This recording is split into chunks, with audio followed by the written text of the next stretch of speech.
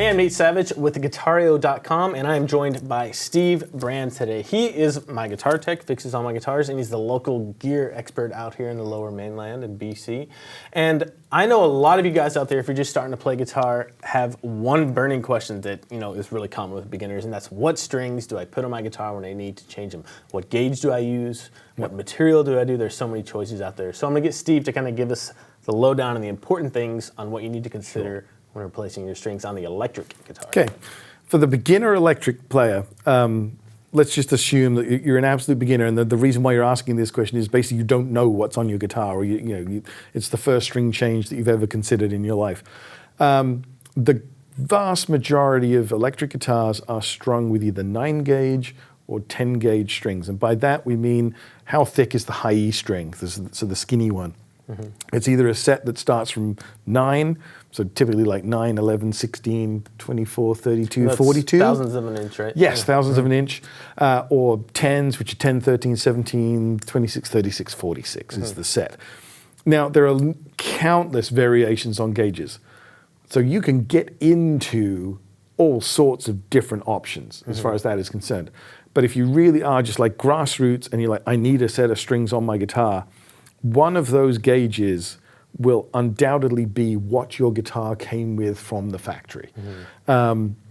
It really is one of those things that if I say for the new player who's perhaps even been gifted a guitar that doesn't have strings on it, chances are that a set of 9s or a set of 10s available from any local guitar store will get that guitar working.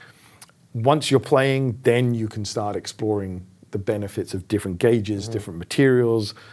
And as your playing changes, perhaps you need to do this because of different tunings, that sort of thing. So, but that's later on down the road. As far as just like, I need a set of strings, set of 9s, set of 10s, and typically what we would describe as nickel-plated steel.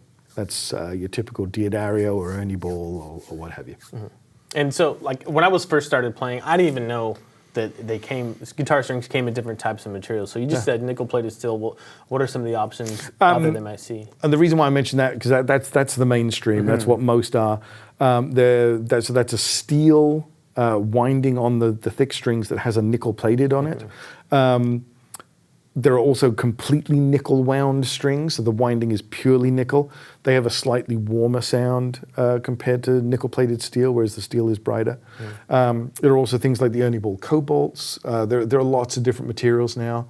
And the reason why they have different sounds is because the materials, the metals, have different magnetic properties. That's what it's all about. Because actually your guitar is like an alternator on a guitar, on a car.